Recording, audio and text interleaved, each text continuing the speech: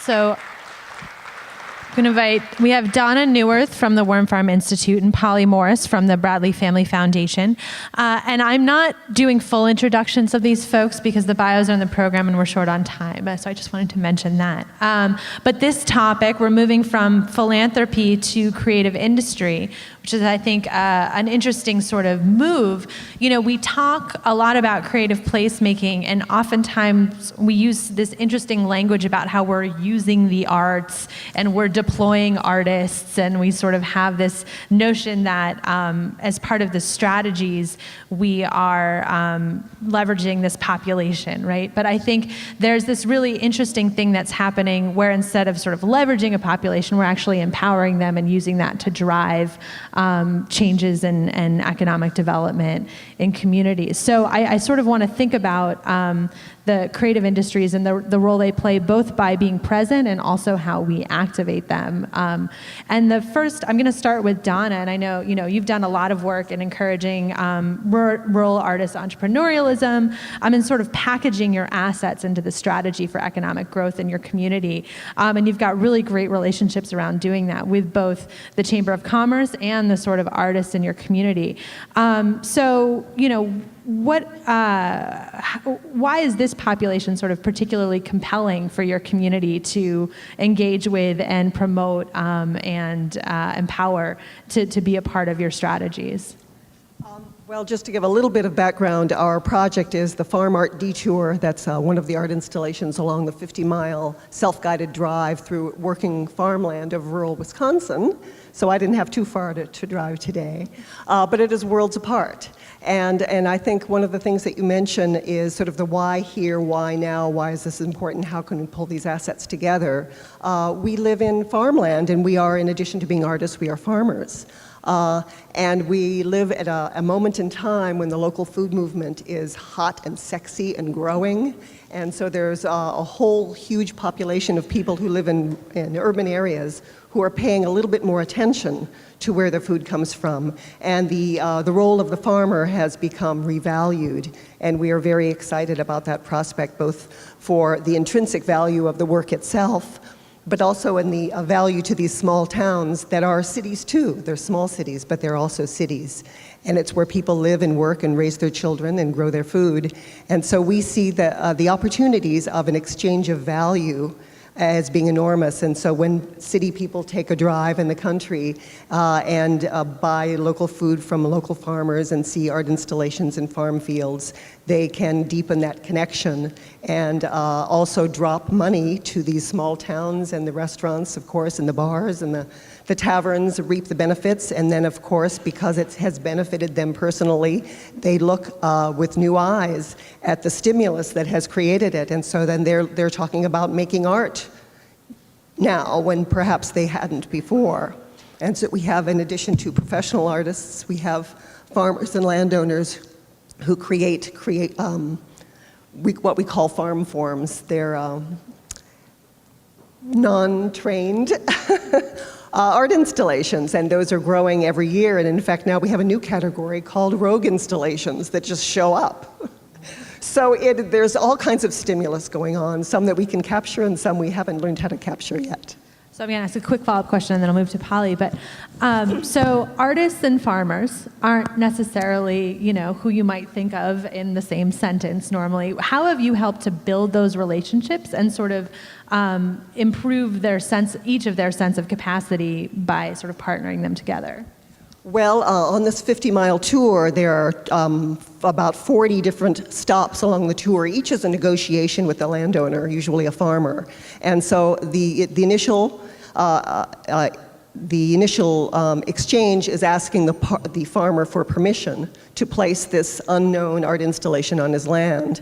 And then it sort of becomes a collaboration because there are problems to solve. The picture you saw earlier, a bunch of grain corn cribs, and so there's how do you get the electricity to it? Can we move the cows? All kinds of problem solving that goes on that the farmers are definitely a part of. And then there is sort of the puzzlement about why are we doing this, and then thousands of people come And people are, the art is punctuating the landscape, but the show is the land itself and what farmers have done in this built environment. And so the first year we did it, we had no idea how it would go over, and 100% of the farmers who allowed their land to be used were interested in doing it again. That's great. I think there's a really interesting connection also with the growing localism movement, which I know we've talked about, and I think is really both the creative placemaking and the food systems sort of conversations are starting to converge a little bit. So there's some interesting stuff there. I want to turn to Milwaukee, and clearly artists and creative workers are just burgeoning and starting to really become a major part of the infrastructure, and they always have been a major part of the infrastructure in Milwaukee. But what are some of the ways that they're becoming more involved, not just in sort of bringing their creative presence, but really becoming more involved directly in the city's future, and sort of they're putting their talents and assets to work? Well, speaking from the perspective of the Milwaukee Arts Board, we work with artists, all kinds of artists, local artists, national artists, trying to do projects that help us see things in new ways. And I think that's what artists do, and when they're working in public, they're really important agents for making us see things in new ways. And to go back to what Donna was saying about, how do you make these negotiations happen, we talk a lot about permission and trust and logistics. And I think those are the same issues in rural areas and urban areas.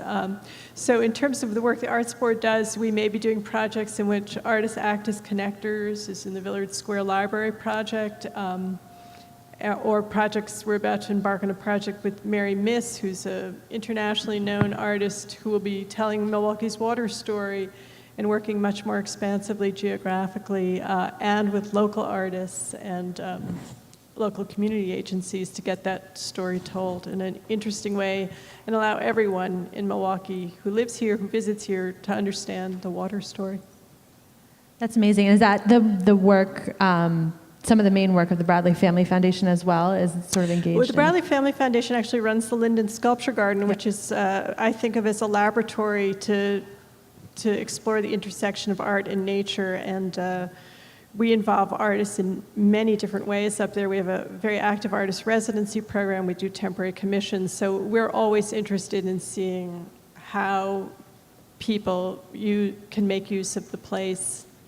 And I think there's this really interesting thing about matching that I'm going to sort of keep going on, because I think we've seen a lot of the innovation programs, I think, in Milwaukee are pairing, an artists and creative workers with businesses and other folks.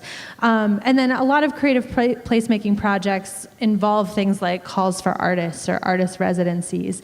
And I'd be interested to hear if what sort of pitfalls you've found in trying to both, help an artist realize a vision, but also sort of ensure that the impact that you're hoping they'll have on the place, is actually sort of coming to the fore. Well, we're all exploring. I mean, this is an exploration from day one. Initially, we thought there would be a lot more ephemeral art made out of natural materials that would just decay naturally. Surprisingly, we haven't gotten too many of those things. It's sort of bringing things in, rearranging them, putting them there, and then taking them away. And when we initially, the first year we curated, we invited artists to participate because we weren't sure, again, how it was going to work with the landowners and all the people that were allowing this thing to take place. And then we did start to do an RFQ, and it was very important to us that we made the process of engaging with the landowners really valuable to the artist as well as the landowner. So we have increased the interaction. It's kind of a long story to tell you, but it's more of a commitment up front, and people learn more about the landowners and the land before they come up with their final proposal. That, and very similar things inform the work we do at Linden and in the city. At Linden, we prefer residencies with artists who are willing to come in multiple times for long periods over the course of the year to actually intimately know the place, the seasons, the people who come, the wildlife, so that they can respond effectively to what goes on. In the city, the Arts Board has quite a small budget, but we try to be strategic about how we use it, partly by partnering with imaginative partners like Milwaukee Public Libraries, and also by using our expertise to work on those processes with people, designing RFQs, explaining how to set up panels that represent the communities that are where the art is taking place and that represent other artists, and then getting very hands-on, working with artists who are speaking to new communities, helping them to build trust, to learn ways to talk, to make connections with the communities they're working with.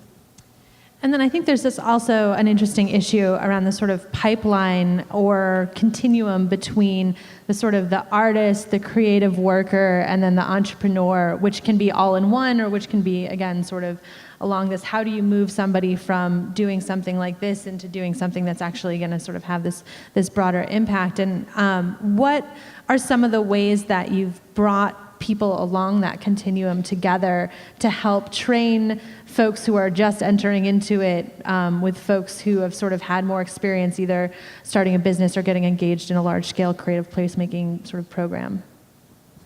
I'm not sure if this is exactly what you're getting at, but part of our Detour project, which is a separate project that intersects with it called Food Chain, involves artist design and built mobile farm stands. In fact, we're partnering with a couple of Milwaukee folks, I don't know if you're here today, on creating those and then deploying them in places that make sense depending on who our partner is. So sometimes they'll go to a farmer's market, they'll be along the detour, they may turn out to be the private vehicle for a person who's launching a new business, and we have actually launched new businesses out on the detour. So it's a way to almost guarantee people a setting and a bunch of people so they can try out a new product, and we would love to be able to take that another step further.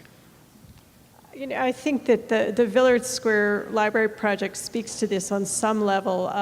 The Arts Board often steps in as a partner to a larger enterprise that's already in existence. And Villard Square, which is located at 35th and Villard Avenue, was part of the libraries, Redefining Libraries in the 21st Century initiative, and they were building a new branch of a long existing library in a mixed-use housing facility which was designed for grandparents raising their grandchildren.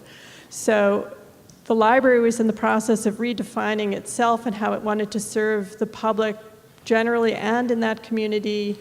The community was getting a much-needed resource for grandparents raising their families, and we were bringing artists into the project because the library was really committed to making art an essential part of how they individuated and materialized themselves in space as 21st century libraries. They had a very visionary architect, Bill Robeson, working on that project, who believes strongly in working with artists. So the artists who were selected through the community process had no previous public art experience. They came from working particularly in political and social movements where they were invited in to make art. And here, they really had to learn to function in this environment and deal with these kinds of partners. And I think the partners we worked with helped them a lot with that. And they've gone on to pursue other public art projects. Are there any other thoughts, because we're sort of coming to the end, on creative industries and creative placemaking and how they sort of interact and support each other's strategies? Well, again, I think the great value is where the lines are blurred and where disciplines cross. And so the farmer and the artist actually have creation in common. They have more in common than you'd initially think. But I think the jolt of recognition is a helpful one. Yeah, I mean, I agree. These interesting alignments of people and institutions, particularly in the urban context, are what make this work and grow. Great. Well, thank you, Donna and Polly.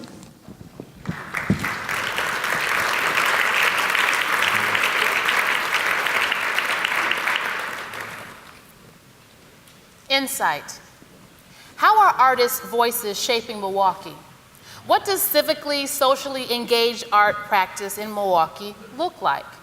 What new practices and forms emerge when artists engage or co-create with local residents? Insight is an arts organization fostering temporary public art, reflecting the unique qualities of a specific place.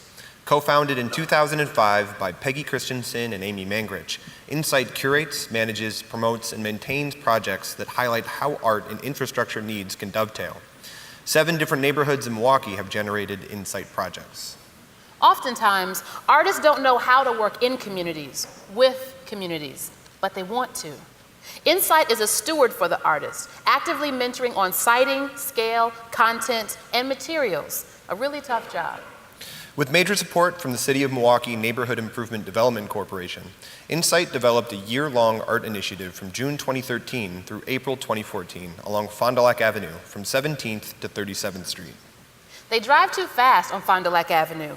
We want the street to slow down. With time for the next-door neighborhoods to find each other. Traveling Fond du Lac, attention goes from A to Z. Insight, those projects are about the letters in between. Art on Fond du Lac is Insight's most cohesive installation, with 9 local lead artists exploring subjects such as the Underground Railroad stop and Milwaukee's First Lady of the Black Press, Maddie Bell Woods. The project brought attention to this prominent thoroughfare and created cooperation between community partners. We want projects that express controversial content without dampening enthusiasm for public art. Insight offers support and models sustainability. Insight has accessed funding and site approval from community and business organizations, the city, businesses, and private individuals, often working directly at the request of neighborhood associations and business improvement districts. Insight helps us have a voice again, in public, left with an essential thing to remember.